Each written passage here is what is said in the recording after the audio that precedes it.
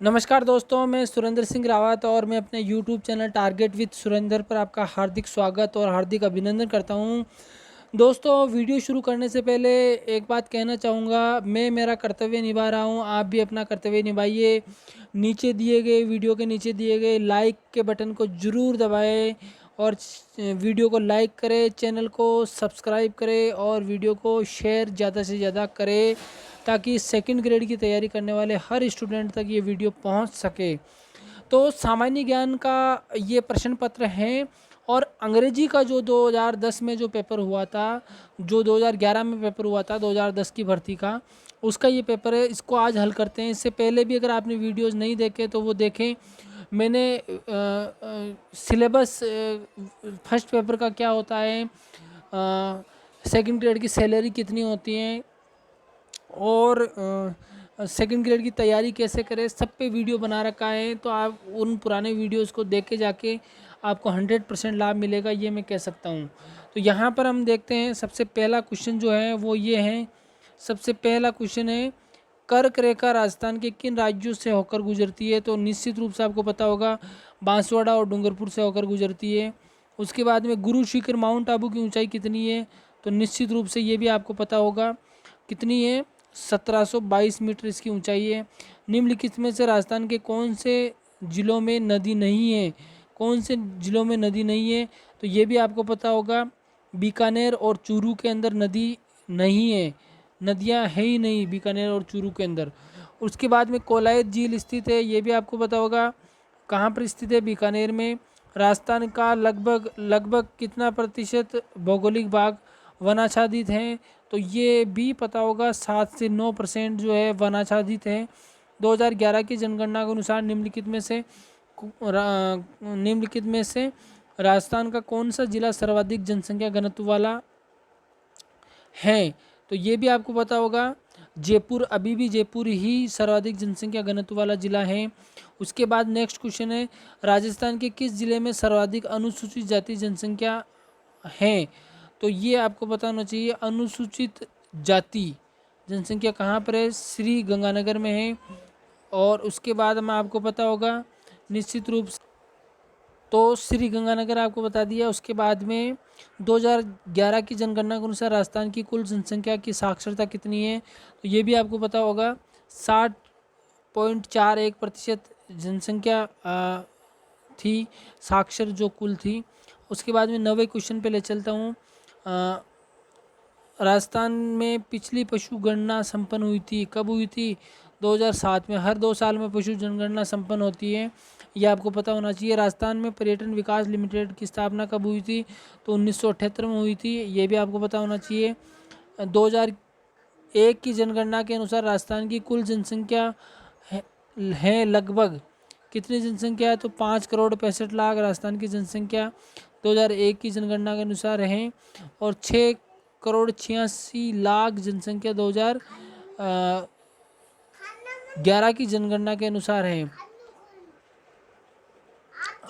Hello. तो निश्चित रूप से आपको पता होगा। आगे देखते हैं, राजस्थान का राज्य का कुल क्षेत्रफल लगभग कितना है? तो आपको पता ही होना चाहिए, 3,42,239 वर्ग किलोमीटर है। तो दूसरा आंसर इसका सही हो जाएगा। उसके बाद में निम्नलिखित में से राजस्थान के किस जिले की साक्षरता दर न्यूनतम है? तो न्यूनतम है बांसवाड़ा। बांसवाड़ा की साक्षरता सबसे कम है।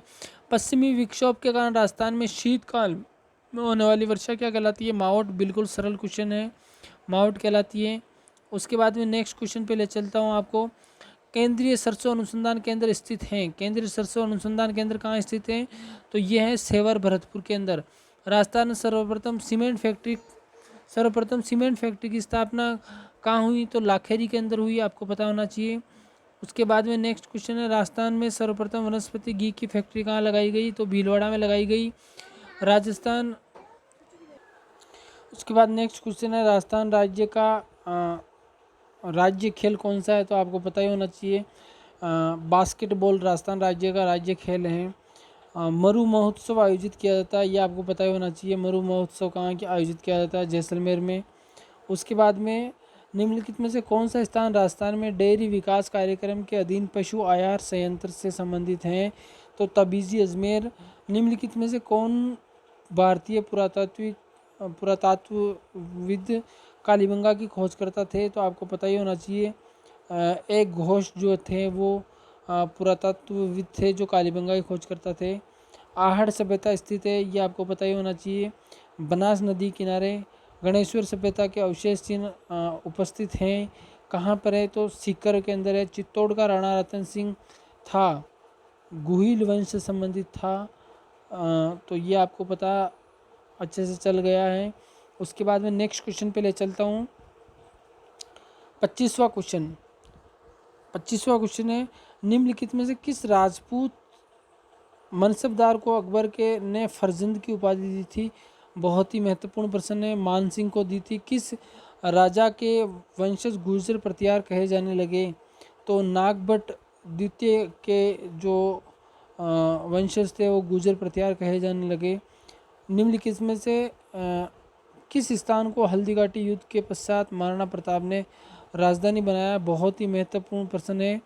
चावंड को राजधानी बनाया और चावंड में ही उनकी मृत्यु होती है। जब धनुष पर वो प्रत्यंचा चढ़ा रहे होते हैं तो प्रत्यंचा चढ़ाते समय उनके जो सीना होता है वहाँ आघात लगता है और उनकी मृत्यु हो जाती है। और मृत्यु की जो आपको पता होना चाहिए 1597 ईस्वी में उनकी मृत्यु होती है। नेक्स्ट क्वेश्चन देखते हैं। निम्नलिखित में से किस स्थान पर हुए कृषकों के नरशंस हत्याकांड को महात्मा गांधी जलियांवाला बाग हत्याकांड से भी बढ़कर बताया? तो नीमू चाणा जो हत्याकांड है उसको बताया। और 13 मई 1925 को अलवर जिले के नीमू चाणा हत्याकांड को गांधी जी ने जलियांवाला बाग से भी जघन्य बताया। नेक्स्ट क्वेश्चन है 30वां। निम्नलिखित में से शेखावटी की किस महिला ने किसान आंदोलन का नेतृत्व किया? तो किशोरी देवी ने इसका नेतृत्व किया। मत्स्य संघ का उद्घाटन हुआ? बहुत ही सरल क्वेश्चन है। मत्स्य संघ का उद्घाटन 17 मार्च 1948 को हुआ। 17 मार्च 1948। सुंदा माता का मंदिर स्थित है, बहुत ही फेमस है और ये है जालोर के अंदर स्थित है। और 31 के बाद में 32वां क्वेश्चन, चौहान वंश की कुलदेवी कौन सी है? तो ये आपको पता है, शाकंभरी जो है चौहान वंश की कुलदेवी है। निम्बार्क संप्रदाय की प्रमुख पीठ कहाँ पर है? सलेमाबाद, जो आपके किशनगढ़ के पास में पड़ता है, सलेमाबाद अजमेर में। निम्नलिखित में से दादूपंथी संत कौन हैं? तो दादूपंथी संत जो है वो रज्जब जी हैं और रज्जब जी आजीवन दूल्हे के बने रहे, दूल्हे के वेश में ही रहे वो। और ये दादूपंथ थे और 3 शिष्य इनके रज्जब जी, सुंदरदास जी और जगन्नाथ थे। रज्जब ने अपना संत जीवन दूल्हे के वेश में ही बिताया, मैंने ये पहले ही बता दिया आपको। समरातल धोरा स्थित हैं, तो ये आपके बीकानेर में स्थित है समरातल धोरा।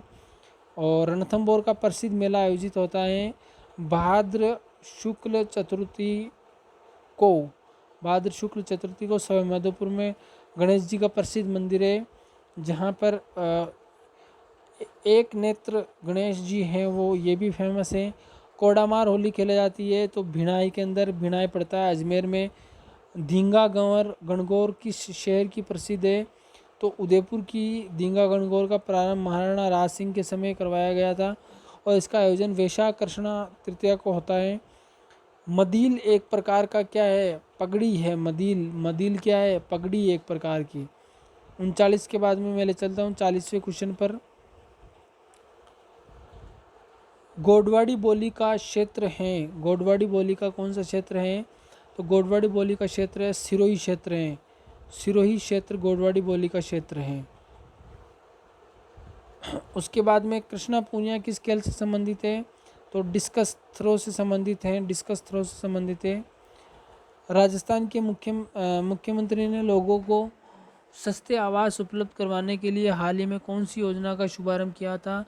तो सहभागिता आवास योजना उस समय थी। सूखा संभावित क्षेत्र कार्यक्रम चलाया जा रहा है, 11 जिलों में चलाया जा रहा है। राजस्थान के वर्तमान राज्यपाल कौन है? तो शिवराज पाटिल उस समय थे। निम्नलिखित में से कौन सा पुरस्कार अप्रैल 2010 में भारत सरकार द्वारा राजस्थान को प्रदान किया गया था? तो ये राष्ट्रीय ग्रामीण स्वास्थ्य मिशन पुरस्कार प्रदान करवाया गया था। राजस्थान उच्च न्यायालय के मुख्य न्यायाधीश हैं तो वो कौन है? जस्टिस अरुण कुमार मिश्रा। राजस्थान के किन शहरों में हाल ही में पुलिस कमिश्नरी प्रणाली लागू की गई है? आपको पता होना चाहिए, जयपुर और जोधपुर। उसके बाद में 48वां क्वेश्चन है, राजस्थान विश्वविद्यालय के वर्तमान कुलपति हैं प्रोफेसर BL शर्मा।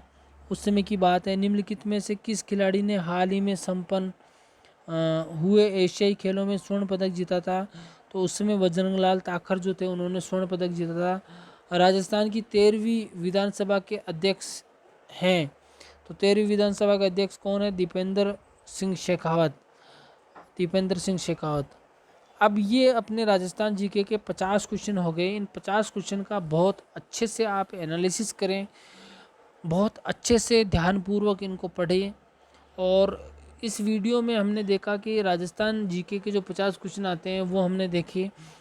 पुराने वीडियो में आप जाके देख सकते हैं सेकंड ग्रेड का सिलेबस क्या है, सेकंड ग्रेड की तैयारी कैसे करें। और इस वीडियो में भी हमने कुछ पार्ट जाना, सेकंड ग्रेड की तैयारी कैसे करें, सिलेबस क्या होता है, और जो है आपके सेकंड ग्रेड की सैलरी बहुत अच्छी है तो सेकंड ग्रेड की सैलरी के बारे में, सेकंड ग्रेड की बुक्स कौन कौन सी है, ये सब चीज़ें आपको पुराने वीडियोस में मिल जाएगी। निश्चित रूप से आपको फ़ायदा देगी। तो सेकंड ग्रेड कैसे बने, क्या करें, सब कुछ बताया हुआ है उसमें। तो आप पुराने वीडियोस को विजिट करें और नीचे दिए गए लाइक के जो बटन को है ज़रूर दबाएं आप। इसी के साथ मैं वीडियो को समाप्त करता हूँ। धन्यवाद।